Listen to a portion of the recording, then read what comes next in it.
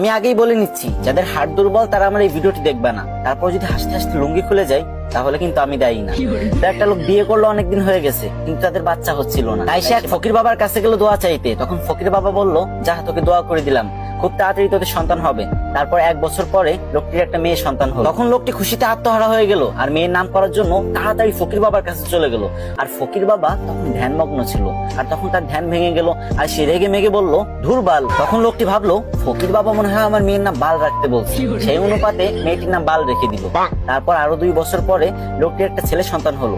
তারপর লোকটা খুশিতে ফকির বাবার কাছে চলে গেল ছেলেটির নামকরণ করতে। কিন্তু এবারও ফকির বাবার ধ্যান ভাঙার কারণে ফকির বাবা বিরক্ত হয়ে বলে উঠলো, ধুর চ্যাট।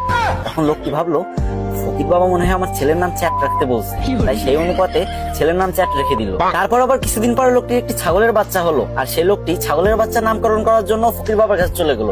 কিন্তু তখন ফকির বাবা একদমই ধ্যানমগ্ন ছিলেন না, আর যখন দেখলো ছাগলের নামকরণ করার জন্য তার কাছে আসছে, তখন সে প্রচন্ড রেগে গেল আর বলল, তুই একটা ছাগলের নামকরণ করার জন্য আমার কাছে আইসোস, যা তো ছাগলের বাচ্চার নাম পুটকি রেখে দিল। তারপর ছাগলের বাচ্চার নাম পুটকি রেখে দিল। তারপর ছেলে মেয়ে বড় হলো। তারপর লোকটি তার মেয়ের জন্য বিয়ে ঠিক করলো। কিন্তু যখন মেয়েটির জামাই বিয়ে বাড়িতে পা রাখলো, তখন সবাই চিৎকার করে বলতে লাগলো, এই বালের জামাই আইছে, বালের জামাই আইছে, তাড়াতাড়ি ওরা বরণ কর, আমার তো বালের জামাই আইছে।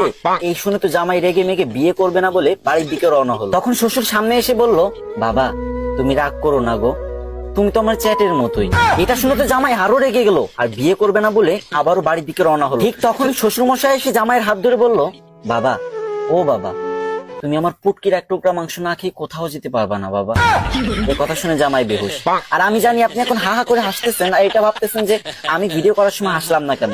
আরে ভাই, 2টা বড় বড় লাইটের সামনে ভিডিও করার যে গরম সহ্য করা যায় না ভাই, পুরো ঘেমে গেছি। এত কষ্ট করে আপনাদের জন্য ফানি ভিডিও বানাই আর আপনারা শেয়ার করেন। যদি মন চায় তাহলে এই ছোট ভাইয়ের ভিডিওটা একটা শেয়ার করে কমেন্ট বক্সে বলে যান, আমিও দেখবো আমাদের কে কে ভালোবাসে।